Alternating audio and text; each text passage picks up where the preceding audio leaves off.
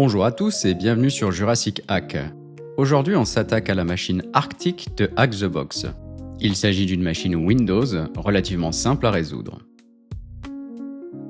Comme d'habitude, nous allons démarrer un nouveau terminal afin d'effectuer un scan de port avec l'outil Nmap. Dans le cas présent, la machine présente 3 ports ouverts, le 135, le 8500 et le 49154. Nous allons commencer par analyser le port 8500. Pour ce faire, nous allons ouvrir un navigateur et entrer l'adresse IP dans la barre d'URL.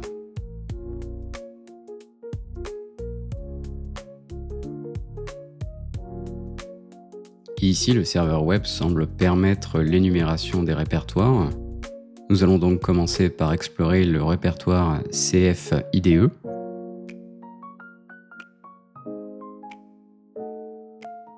Si l'on regarde de près la liste des fichiers et répertoires présents dans CF-IDE, on peut constater le répertoire Administrator. On va donc cliquer dessus. Dans le cas présent, on est redirigé vers une page d'authentification appartenant à Adobe ColdFusion 8. Il s'agit d'une interface d'administration.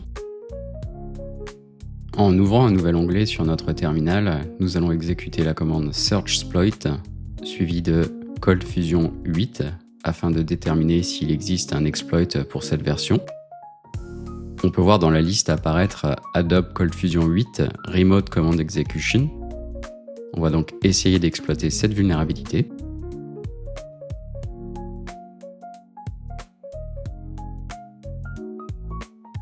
Dans un premier temps, nous allons localiser le fichier.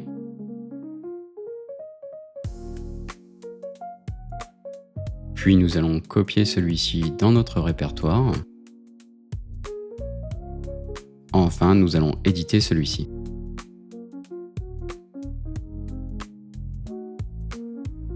L'intérêt d'éditer le fichier va être de modifier les éventuelles variables correspondant à la cible. Ici, on peut voir le localhost, localport et remotehost.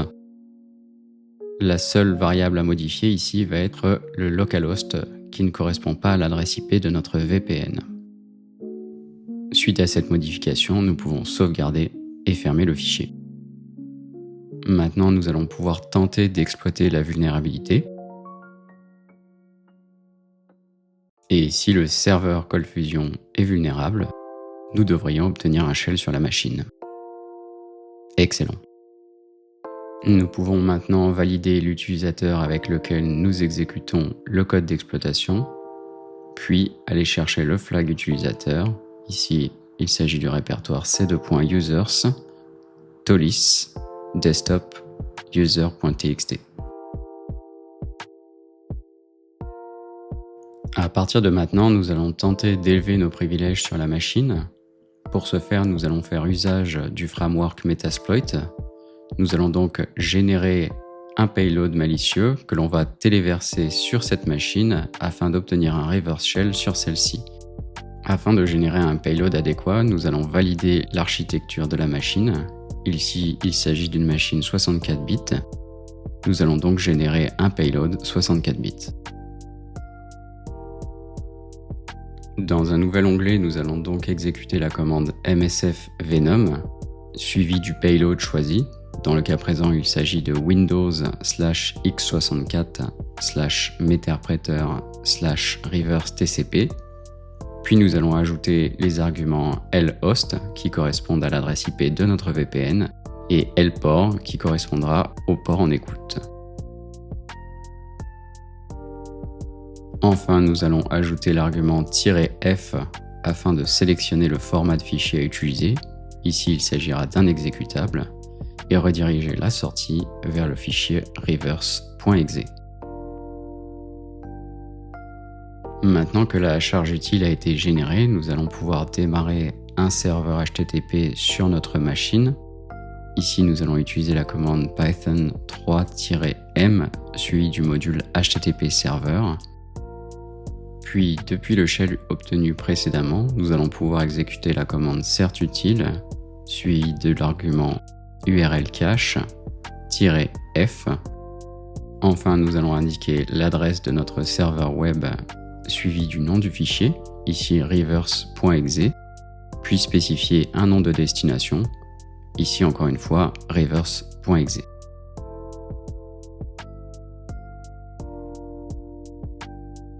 Si tout s'est déroulé correctement, nous devrions voir apparaître notre fichier reverse.exe dans le répertoire.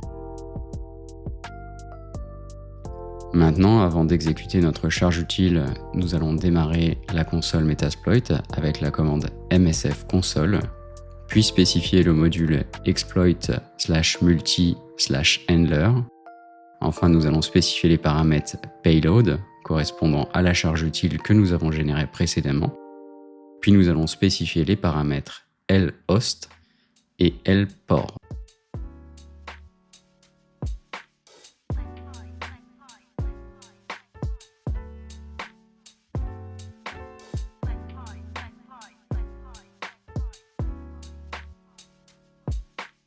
Une fois les paramètres configurés, nous allons pouvoir démarrer le module avec la commande run.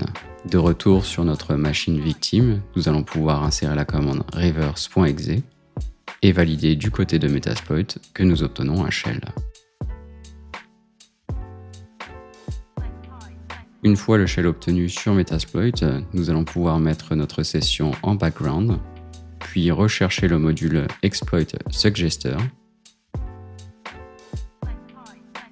Dans le cas présent, le seul paramètre nécessaire est notre numéro de session. Nous allons donc faire un set session 1, puis exécuter le module. Après quelques minutes de recherche, le module devrait nous indiquer quel type d'exploit pourrait nous permettre d'obtenir des privilèges élevés sur la cible.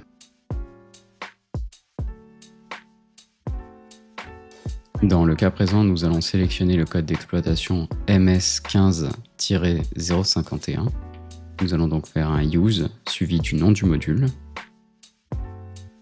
Si l'on insère la commande info, nous pouvons constater que le module supporte les systèmes 32 et 64 bits. On peut également voir que celui-ci impacte les systèmes Windows 2008 R2 SP1 64 bits. Nous allons donc spécifier set target 1, puis nous allons également modifier la charge utile afin de spécifier un payload 64 bits.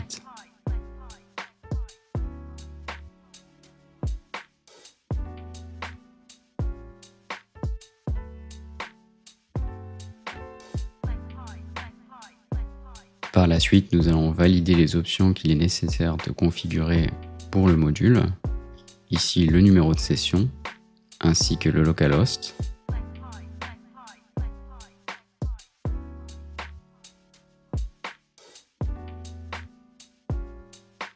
Nous pouvons également éventuellement modifier le port en écoute sur notre machine.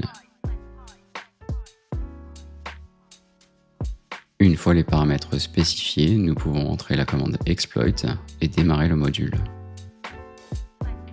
Ici, nous allons pouvoir vérifier nos privilèges avec la commande getuid. On peut constater que nous avons maintenant les privilèges système.